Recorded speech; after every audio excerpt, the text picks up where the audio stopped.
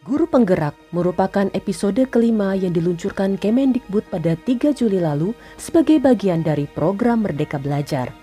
Sebelumnya ada 4 episode yang telah dirilis, terdiri dari episode ke-1 mengubah ujian nasional menjadi asesmen kompetensi minimum dan survei karakter, menghapus USBN, menyederhanakan RPP, dan menyesuaikan kuota penerimaan peserta didik baru berbasis zonasi. Episode kedua adalah Kampus Merdeka, episode ketiga perubahan mekanisme BOS, dan episode keempat program organisasi penggerak. Guru Penggerak dirilis untuk menjawab rendahnya kualitas SDM Indonesia dalam kompetensi global. Ia bertugas mentransformasi budaya sekolah kepada pembelajaran yang fokus pada pembelajaran siswa, serta guru penggerak menjadi ujung tombak perubahan yang nyata di bidang pendidikan. Pada tahun 2020 ini direncanakan akan ada 2.800 guru penggerak tingkat TK hingga SMA di 56 kabupaten kota se-Indonesia. Dari target 405.900 orang yang akan dihadirkan pada tahun 2020 hingga 2024 mendatang.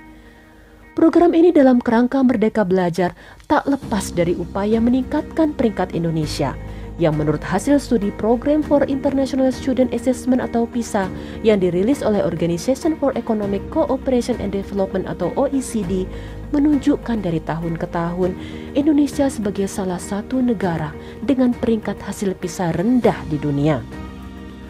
Menurut Indah Pratiwi dari Pusat Penelitian Kebijakan Pendidikan dan Kebudayaan Kemendikbud, PISA dijadikan acuan pembanding peningkatan mutu pembuat kebijakan dan memiliki legitimasi yang kuat dalam menilai sistem pendidikan. Menurutnya, rasionalitas tentang PISA merupakan gambaran nyata keterikatan pendidikan dengan neoliberalisme, membentuk pelajar sebagai individu yang sesuai dengan ekonomi kapitalis abad ke-21. Jika kondisinya demikian, apakah perubahan yang diharapkan terhadap guru penggerak adalah menciptakan SDM yang sesuai keinginan pasar global, yaitu sebagai penggerak industri kapitalisme? Ataukah ada perubahan hakiki yang siogianya diemban guru penggerak untuk menciptakan generasi khairu ummah sebagaimana tuntunan Rasulullah?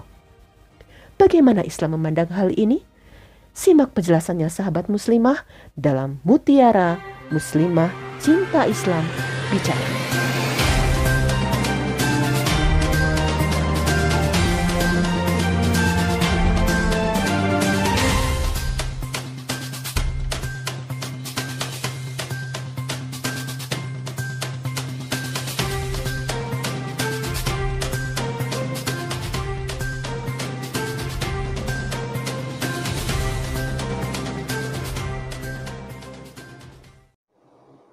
Assalamualaikum warahmatullahi wabarakatuh.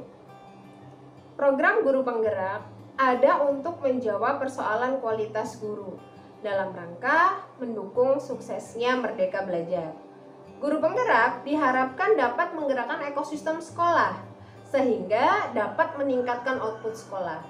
Nah, output pendidikan yang diinginkan adalah output yang siap kerja dan bersaing di pasar global. Nah, hal ini dilihat dari latar belakang munculnya program Merdeka Belajar itu sendiri.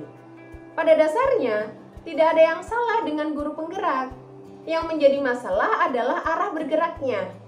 Ketika guru penggerak diarahkan untuk dapat menggerakkan sekolah, untuk bisa menghasilkan tenaga siap kerja, itu akan menjadi masalah karena telah keluar dari tujuan adanya pendidikan itu sendiri. Hal itu wajar terjadi karena memang kita hidup dalam tatanan sistem kapitalisme yang mengarahkan segala hal termasuk pendidikan pada hitungan untung rugi secara ekonomi. Jika kita bandingkan dengan pendidikan dalam Islam landasannya adalah akidah Islam. Tujuannya membentuk generasi khairu ummah, sebaik-baik umat, yaitu generasi yang memiliki kepribadian Islam. Pola pikir dan pola sikapnya adalah Islam, termasuk memiliki adab yang baik terhadap gurunya, memuliakan gurunya, kemudian juga menguasai pemikiran Islam dengan handal, menguasai sains dan teknologi yang tercanggih, serta memiliki keterampilan yang tepat guna dan berdaya guna. Sehingga berdasarkan tujuan tersebut, disusunlah strategi pendidikannya Yang tercantum di dalamnya itu kurikulum, metode pembelajarannya, bahan ajarnya, termasuk ditentukan seperti apa kualitas gurunya. Sebagai bagian dari tanggung jawab dalam menjamin terwujudnya kualitas dan profesionalitas guru, maka Islam melaksanakan berbagai macam kebijakan dengan paradigma bahwasanya yang pertama, negara yang menentukan kualifikasi pendidik dan tenaga kependidikan. Kualifikasinya adalah berkepribadian Islam yang utuh, yaitu menjadikan Islam sebagai landasan berpikir dan bertindak, memiliki etos kerja yang baik, amanah, memiliki kapasitas, dan menguasai ilmu serta metode pengajaran. Yang kedua, negara menyediakan pendidikan bagi calon guru agar selalu tersedia tenaga pendidik yang berkualitas sesuai dengan kebutuhan, yang akan menghasilkan guru-guru berkualitas, bukan sekedar bisa bekerja menjadi guru sebagaimana umumnya terjadi pada saat ini. Yang ketiga, negara menyediakan fasilitas yang memungkinkan bagi para pendidik untuk terus mengikuti perkembangan ilmu pengetahuan. Misalnya berupa buku-buku, perpustakaan, media belajar yang lain seperti internet dan perangkatnya ya sesuai dengan perkembangan zaman. Kemudian adanya pelatihan-pelatihan yang diselenggarakan oleh negara. Dengan begitu guru akan mudah meningkatkan kompetensinya. Dan yang keempat, dan tidak kalah penting adalah negara menjamin kesejahteraan guru. Dengan terjaminnya kesejahteraan guru, maka guru tidak disibukkan dengan aktivitas yang lain yang akan mengganggu tugasnya. Dengan paradigma dan kebijakan dalam Islam seperti inilah, permasalahan kualitas guru akan tereliminasi. Karena negara mengambil peran penuh dan peran strategis dalam upaya peningkatan kualitas guru. Nah, tanpa adanya program khusus pun, semua guru menjadi guru penggerak yang senantiasa bergerak meningkatkan kualitas diri dan berusaha mewujudkan generasi khairu ummah karena dorongan ketakwaan kepada Allah, bukan hanya sekedar tuntutan pekerjaan dan tuntutan pasar. Oleh karena itu, sudah saatnya kita menjadikan Islam sebagai solusi, kita kembali kepada Islam untuk mengatur seluruh aspek kehidupan, karena Islam adalah jalan hidup yang diberikan oleh Allah Subhanahu wa Ta'ala, Sang Pencipta manusia.